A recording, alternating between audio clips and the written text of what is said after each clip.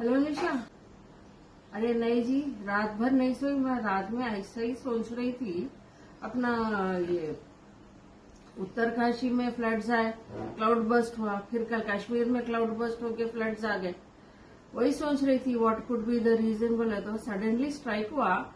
एक 1 मंथ पहले, 1.5 मंथ पहले टेक्सास में भी ऐसे ही हुआ था।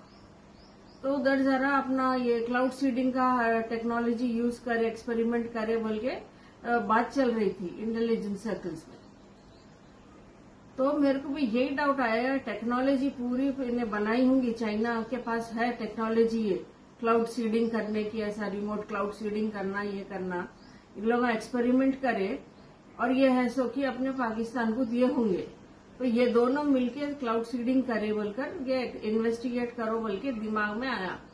अब आज इंडिपेंडेंस डे था, वही अब ये अपने प्राइम मिनिस्टर की स्पीच लाल किले के ऊपर खत्म हुए बाद से अजीत डोवल को करी फोन करके बोली, अरे अजीत जरा देखो, I think this could be the reason for the sudden and repeated cloud burst in the north बोलकर। तो नो भी बोल रहा था हाँ, हम लोगों को भी एक दो अंदर से 2-3 जगह से हुआ कि it could be the result of enemy action बोलकर। तो वही इन्वेस्टिगेट कर रहे बोलकर।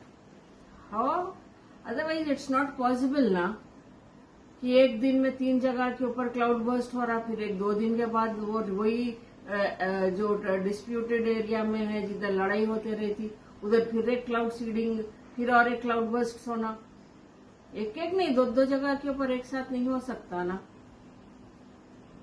हाँ, वही सोच रही थी। फिर इन असीम मुनीर पाकिस्तान यूएस में जाके एक स्पीच देता, पूरी पब्लिक उसके स्पीच के ऊपर कॉन्सेंट्रेट कर रही थी। Nobody was thinking about the reason for this sudden cloud burst in the north.